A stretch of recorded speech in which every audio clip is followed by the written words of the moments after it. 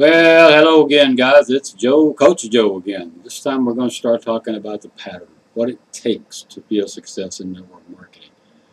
And we're going to begin with the first and most vital. And if you don't get this part of the pattern accomplished, and you don't put the emphasis and priority on it that it deserves, which is the ultimate, I can pretty much guarantee you there is no success. Because if you don't know what success is, it's pretty hard to succeed.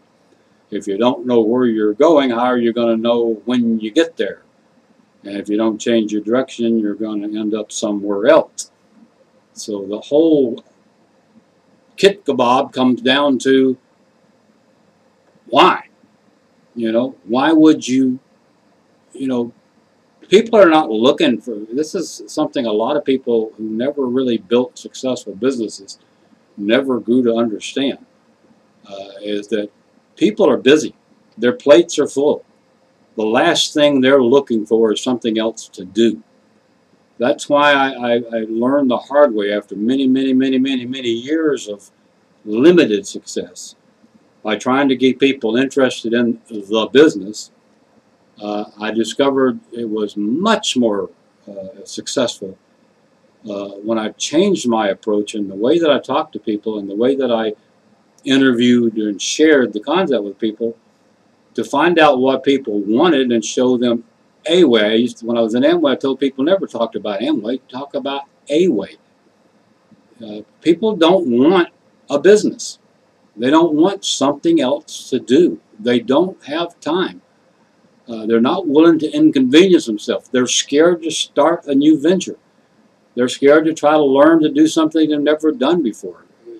If you approach from the business standpoint and try to get people interested in the business, you will have some success, but it will be limited and it's not really duplicatable to the masses in long term.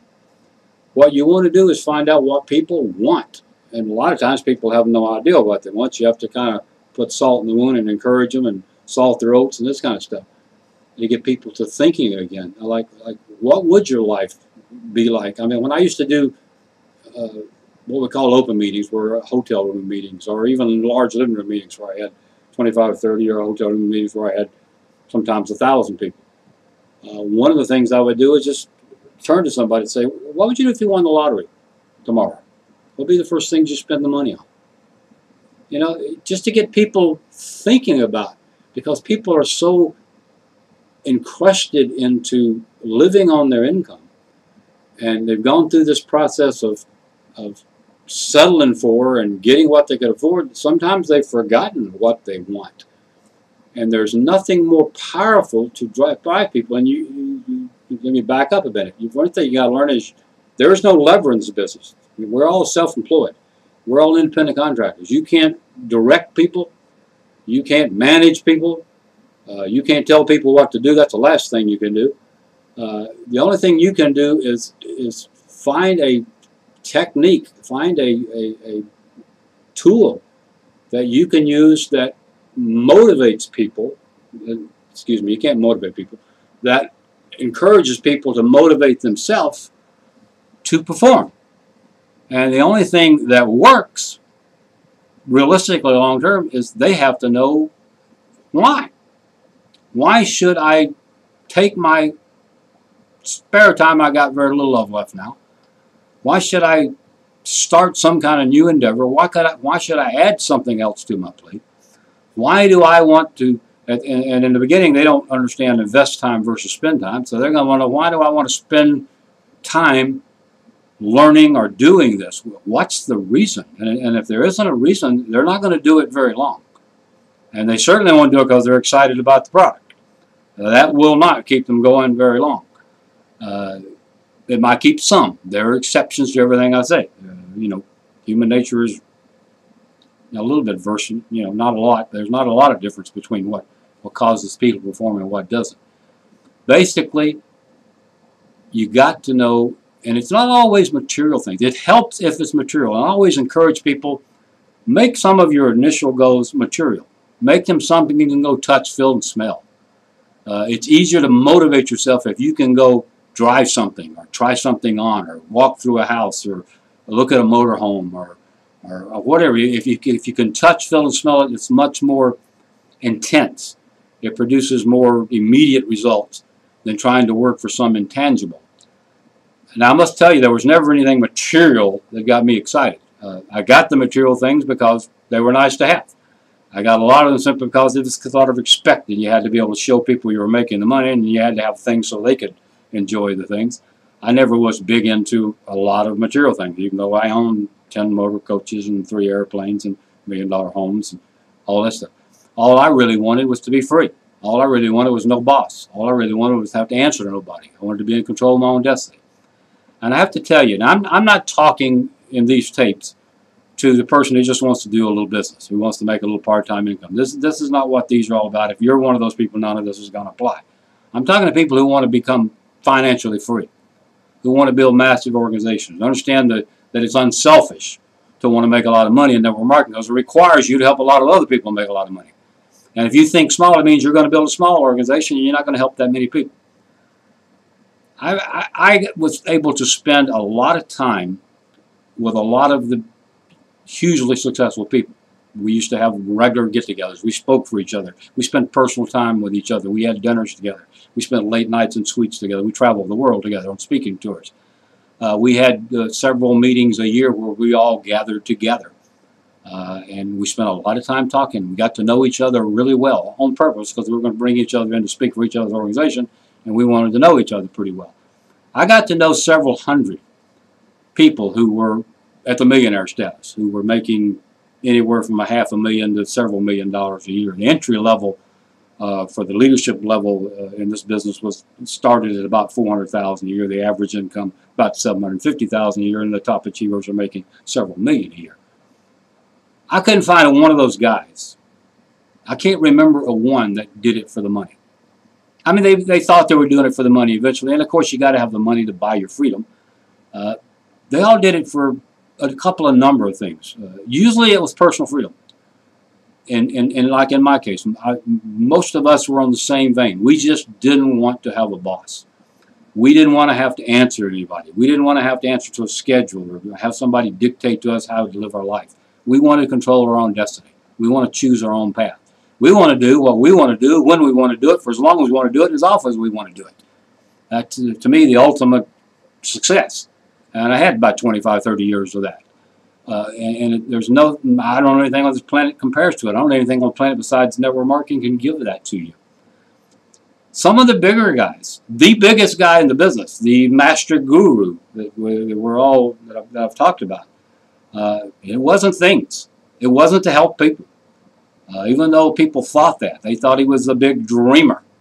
Dream building and the big dreamer, and wrote books about dreaming. But that wasn't his drive. His drive was revenge. His drive was he had people he wanted to show. He had people he wanted to prove something to. I mean, the line he used more than any other when he was talking to us leaders meeting was he'd get up the microphone and say, "You're going to eat those words." He believed in showing people. The sweetest revenge was success.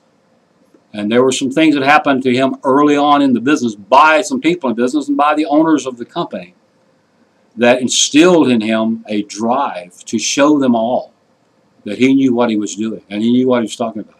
And he wanted to be the biggest person in the business, more or less despite the rest of them. And he did, and he was. And that was his big drive. There was also the helping people. He's genuine. He genuinely cared about people. He genuinely cared about humanity. He really wanted to help people, but his drive was that.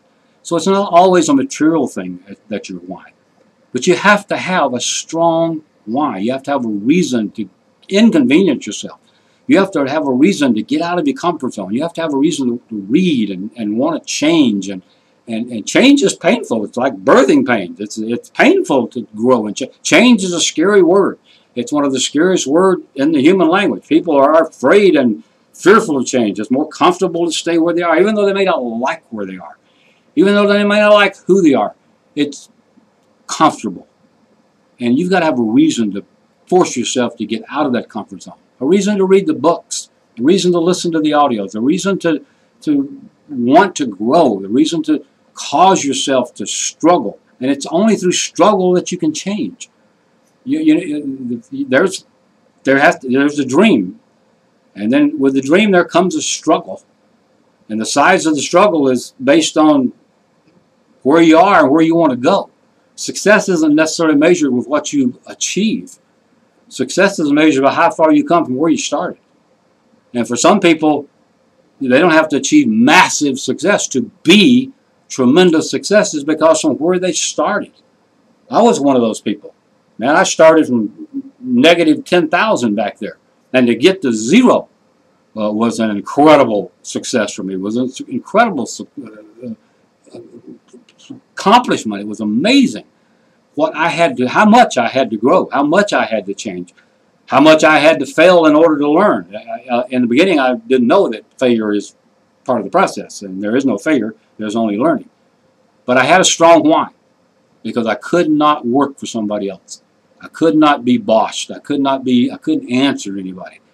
I had a rough time in the Air Force. Only my skill got me to where I'm 87 at 10.5 years. I got the stripes hanging on the wall there behind me. My Master's Sergeant stripes that I got out because of it. I got promoted to that. That was going to be pure supervision. That's another story. But understand you got to have goals, guys.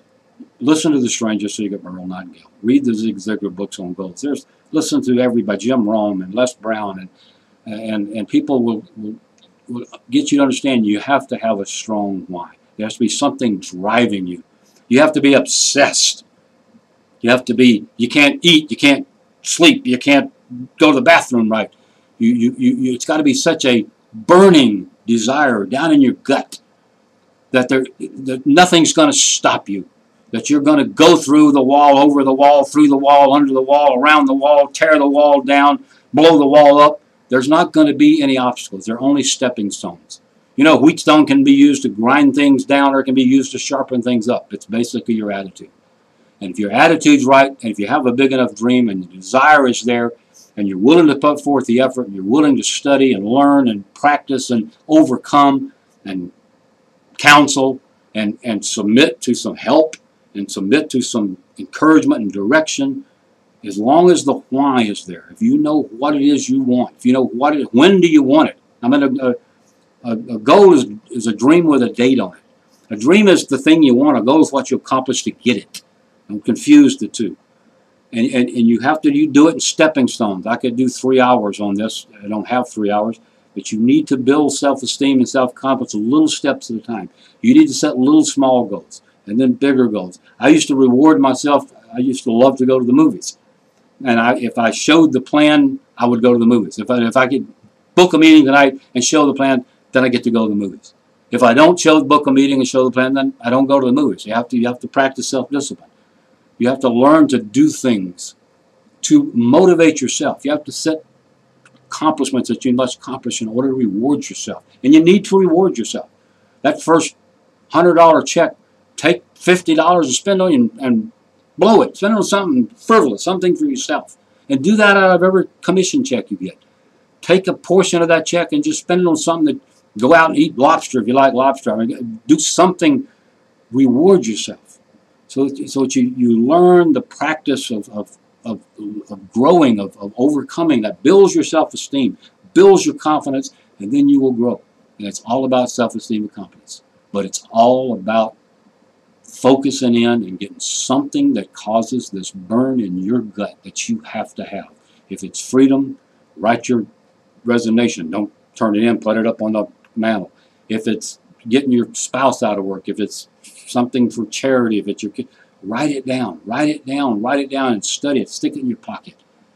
You've got to have the burn, guys. There has to be a burning desire. You have to have a reason. You have to have a why, or you're not going to consistently continue to do on a consistent, persistent basis the things you have to do which are inconvenient and are uncomfortable and can be a struggle. It can't be, building the business is miserable. Chasing the dream is a joy. Chase the dream. Don't build the business. You're chasing your dream. Everything you do that's a little uncomfortable, every step you take is one step closer to your dream. One step closer you go. There's no joy in life that compares to moving and feel like every day you're getting up and getting closer to where you want to be. you get so feeling so good about yourself, which is the ultimate happiness. Got to sign off. Talk to you on the next one.